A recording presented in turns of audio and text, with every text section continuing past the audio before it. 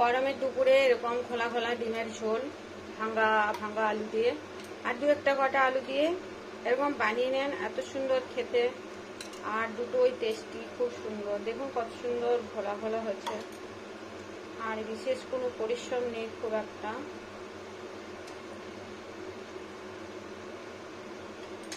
দুটো ডিম, কি সুন্দর রান্না, সুন্দর এরকম ডিম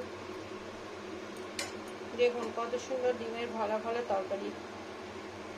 এটা বানানো সহজ, খুব পরিশ্রম নেই, কিন্তু ঠিকঠাক করে বানাতে হবে প্রসেসিংটা, তবে সুন্দর খেতে পারবেন, কোনো অসুবিধা নেই।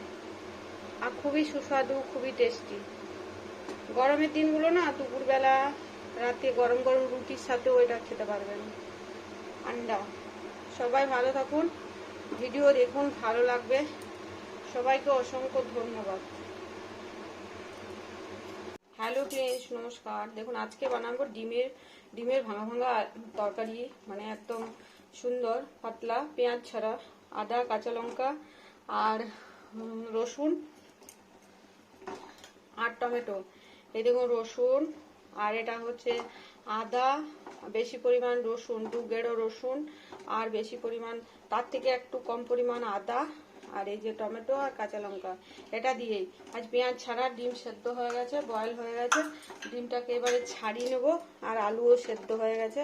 ওভেনটা অফ করে দিই, এটা ছাড়িয়ে নিই আর ওগুলো পেস্ট বানিয়ে নিয়ে আসি। টমেটো আর কাঁচা লঙ্কার পেস্ট আর আদা রসুনের পেস্ট। সুন্দর এক পদ রান্না ডিমের ঝোল এই গরমের সময়। দেখুন কিভাবে বানাচ্ছি, খুব সহজ।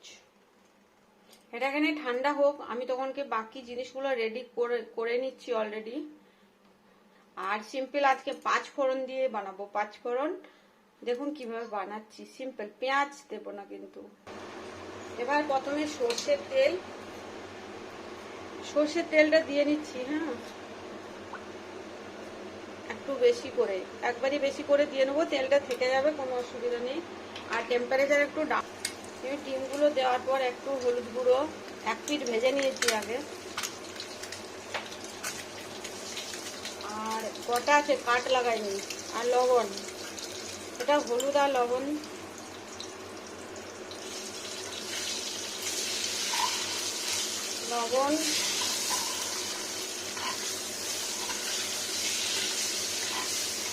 ফ্রাই ভাজা হয়ে গেলে রান্না বসিয়ে দেবো। এই তেলটাতে আর একটু ভাজা যাবে, যত স্লো টেম্পারেচারে রেখে ভাজা যাবে তত ডিমটা একটু শক্ত হবে, ভাজাটা সব দিকটা ভাজা যাবে।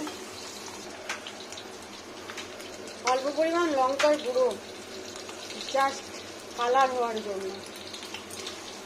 লঙ্কা গুঁড়ো দিয়ে দিলে তেলটা ঠিক থাকবে না ওখানে। সিম্পলের উপর কিন্তু অদ্ভুত টেস্টি। এটা ডিমগুলো ভাজা হয়ে গেছে, তুলে নিই। ডিমটা ভাজা হয়ে গেলে এগুলো তুলে নিই।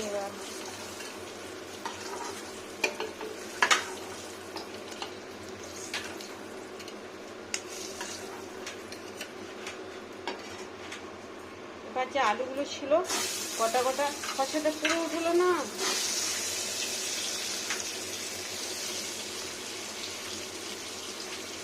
গোটা আলুটা একটু ভেজে নেব গোটা অবস্থাতে।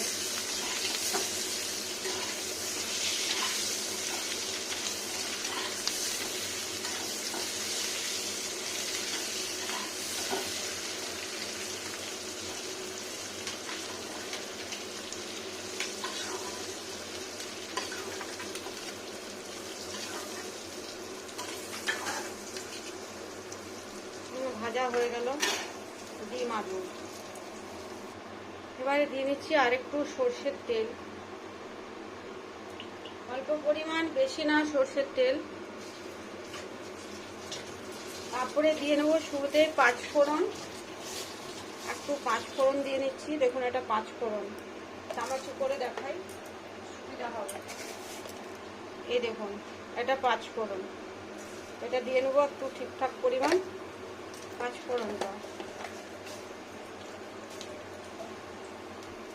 এটা হচ্ছে শুকনো লঙ্কা দুটো, আর প্রথমে দিয়ে নেবো আদা বাটা পেস্ট,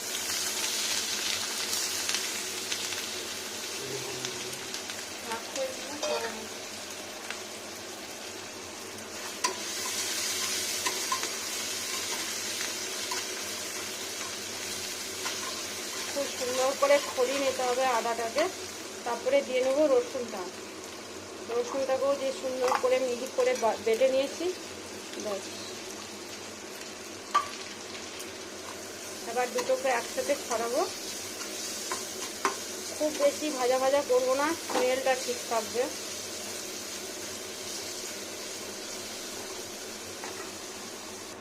যেই ভাজা ভাজা হয়ে গেছে খুব সুন্দর স্মেল শুরু হবে একটা। যেই স্মেল শুরু হবে এগুলো আস্তে আস্তে করে দিয়ে নিতে হবে, ডিম আলু সব কিছু। আর এরকম করে আলুটাকে আবার ভেঙে নেব।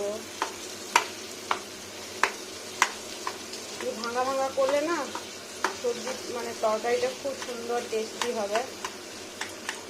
সবগুলো নয়, দু একটা। ব্যাস, এবার সুন্দর করে মিশিয়ে নিই, স্টিম বাড়িয়ে দিই। এই যে এখানে লবণটা দিয়ে নেব, এটা লবণটা দিয়ে নিচ্ছি যতটা ঝোল হবে। ডিম ভাজতে একটু লবণ দিয়েছি, যতটা তরকারি হবে। ব্যাস, লবণটা দেওয়া হয়ে গেল। এটা হচ্ছে পেস্টটা, টমেটো আর কাঁচা লঙ্কা। ভালো করে সুন্দর করে মিক্স আপ করবো, খুব সুন্দর হবে রান্নাটা।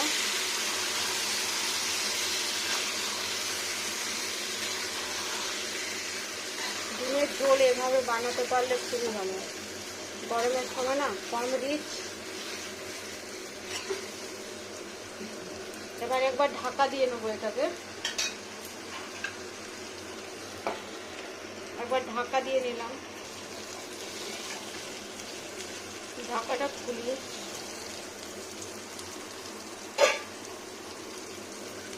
কত সুন্দর হচ্ছে। ডিমটা হাই করে দিই, হাইয়েই ছিল। আর ভাজা যাবে সুন্দর করে ডিম আলু। আর এত সুন্দর এটা খেতে, একদম কম রিচ। টমেটো আর ব্যাস,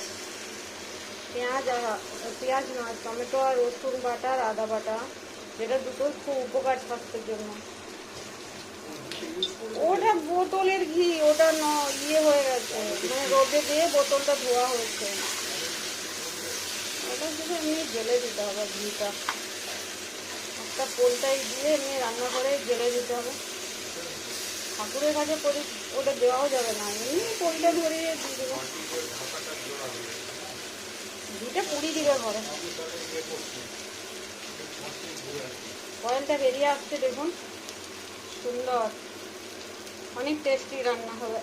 মিক্সি ধোয়া জলটা দিয়ে নিই এবার, কতটা ছিল জল।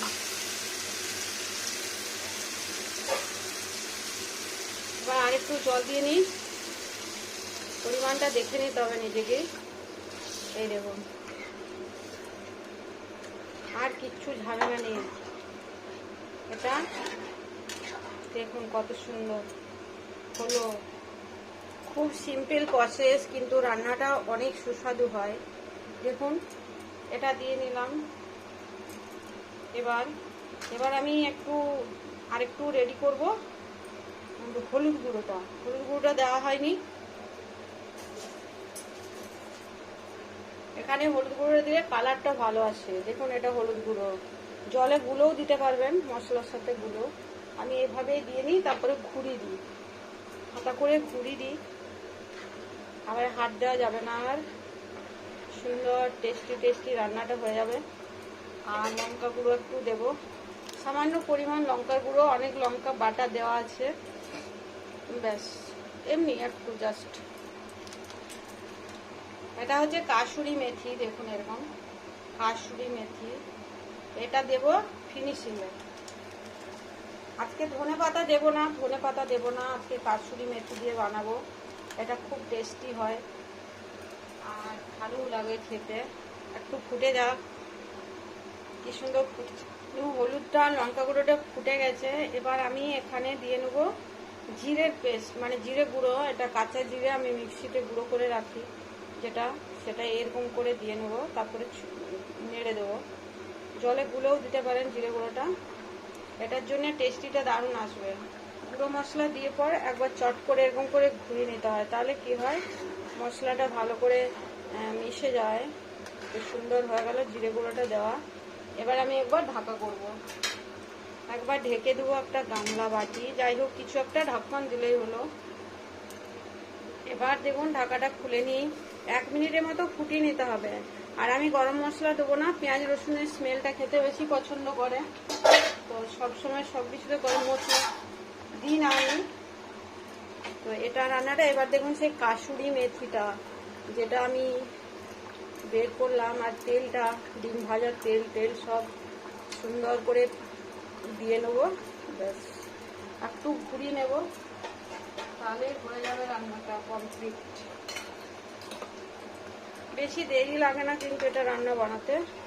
তেজপাতা দিয়েও করতে পারেন, কাসুরি মেথি না থাকলে তেজপাতা দিয়ে নেবেন, তেজপাতাতেও স্মেলটা ভালো হয় আর একটু সুন্দর স্মেল আসবে, আর খাওয়ার সময় না খুব রিচ লাগবে না। এরকম একটু ঘোলা ঘোলা ভাঙা ভাঙা তরকারি কত সুন্দর হয়েছে দেখুন। আর একটু ফুটে যাক মেথিটা, তারপরে স্ট্যান্ডিং করে দেবো, তারপরে দেখাচ্ছি কত সুন্দর হবে। দেখুন ঘলা ঘলা হয়ে এসছে, আর করবো না, ফুটাবো না, নইলে খাওয়ার জন্য কিছুই থাকবে না, বসে যাবে, জমে যাবে, আলুর তরকারি খুব টেনে যায়। এবার এটা স্ট্যান্ডিং হোক, 3 মিনিট 2 মিনিট পর দেখাচ্ছি কত সুন্দর, মানে এখন তো পুরো ফুটছে দেখুন, স্মেলটা দারুণ হয়েছে, আর একটু ঘোলা ঘোলা, আর দেখুন কত সুন্দর দেখতে হবে। এখনই একটু পরে দেখাচ্ছি, পুরো হোক।